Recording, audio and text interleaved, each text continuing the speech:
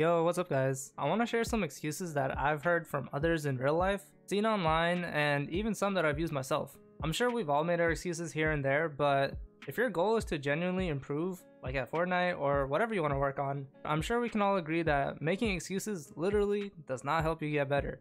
Keep in mind, the goal of this video is not to attack anybody. I'm talking about using excuses to keep you from improving. So please, don't square up in the comments. And real quick, before we start the video, listen, I don't ask you guys for much, but someone made me a promise that once I hit 1,000 subscribers, that they will pay for my food. I shouldn't have to explain further. We're talking about food. I've been craving certain chicken wings for a long time, and somebody said that they'll pay for it. So please, help me get to 1,000 subscribers. Please, please. Once I hit 1,000, I can make YouTube posts, and I can post a picture of the food. I can eat with my mouth, and you guys can eat with your eyes. Perfect. Anyways, I'm gonna shut up. Let's get into it. I don't have the time to work on my mechanics. This excuse is low-key kind of valid, especially if you're older and have responsibilities, but I still think you can get past it. The building and editing mechanics, they're literally unique to Fortnite, and if you genuinely want to improve, you gotta put the hashtag time in. I see this excuse mostly on Twitter, and it's like, if you have time to be on social media making excuses to strangers that don't care, I'm sure you can invest 10 minutes or even 5 minutes to grind creative just a little bit. Creative has been in the game for such a long time, and it's been getting updates, and the players, they keep making better and better training maps for both new and seasoned players looking to improve. Trust me, before creative, people used to drop into Wailing Woods, farm wood, and then just crank in pubs just to work on their mechanics.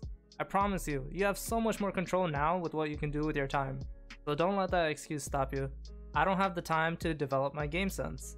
This excuse is also low-key kind of valid, but nah, I got you. You ain't getting away, don't worry.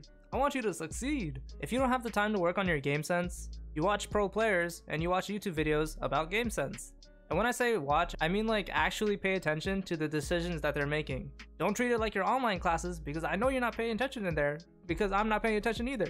Anyways, watch pro players and see the decisions they make, and once you play, you'll see yourself in similar situations. And I'm not saying you'll turn into a pro instantly, I mean, maybe, but you'll have a better understanding of your options and what decisions to make. My ping is trash, / they had 0 ping. Honestly, this is a much bigger issue more than it is an excuse. I can't really speak on it because I'm not really educated as far as fixes for this. I know Fortnite is a very ping reliant game, especially if you're interested in playing competitive. So it can be super demotivating to die to people that are straight up lucky or have the luxury to move to 0 ping areas. The best advice I have for this is to play to your lack of strengths based on your ping. If you know you can't take walls, do your best to avoid box fighting scenarios. People who are confident in taking walls will not waste a second to flex their 0 ping on you. If you're vulnerable to getting sprayed through your turbo build, move around and put layers to catch stray bullets. As far as ping, there's only so much you can do as a player, so it's best to just play to your lack of strengths and build around your weaknesses. I don't need to learn blank, I'm already a pretty good player. This could be about mind tricks, pro player signature moves, and a bunch of other tricks people might have in their arsenal. Honestly, I think the best players are either really good at a few things or have a whole arsenal of tricks to use in their gameplay.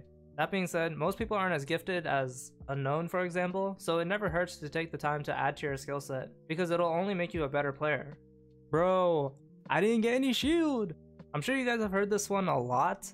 I didn't have shield, or a shotgun, or SMG, or whatever. Fortnite is a really RNG based game, and while there's been some help like the upgrade machines and whatnot, it can still be pretty bad sometimes.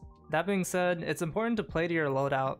For example, if you don't have an AR, do your best to close the distance and force a shotgun fight.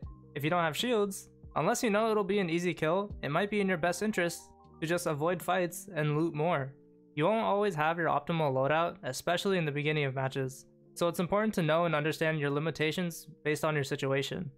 Alright, I don't want to bore you guys, but I think it's pretty interesting, so I'm gonna bore you guys. There's this concept in psychology called Locus of Control. Basically, it refers to how strongly people believe they have control over situations and experiences that affect their lives.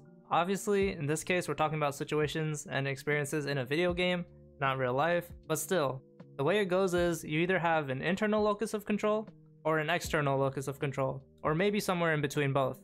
Let's say you failed a test. If you have an internal locus of control, you'll say you failed because you didn't study enough, you didn't take the time to learn the material, whatever. You take fault and accept that the results were on you. If you have an external locus of control, you'll be like, man, stupid teacher. Obviously that's an exaggeration, but basically external means you'll blame luck or things out of your control for your own results. Internal, you blame what you control. External, you blame what you can't control. So it turns out that in general, people that have an internal locus of control, they see more growth, develop their skills better, and are generally more motivated in their efforts to improve. Don't get me wrong, I've had my share of stupid teachers, but when it comes to Fortnite, where a lot is out of your control, you have to focus on what you can control, or you'll get nowhere. The reason I explained all this is because my general answer to all these excuses I mentioned are to have an internal approach and focus on what you can control.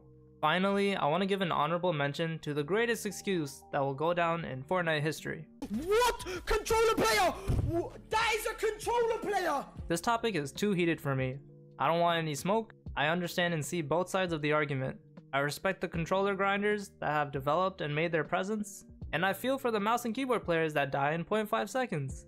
So please, if anybody's gonna argue about it in the comments, keep it civil and reasonable. Other than that, thank you guys so much for the support recently. I hope this video was able to help you, or if you have a friend, then I hope it helps them, or at least provide some perspective. We're about to hit 1,000 subs pretty soon, and it's insane. So I will keep at it. I truly appreciate the support. You guys snuck up that 900 on me. I see you. Thank you guys so much for watching, and I'll see you guys next time. Peace.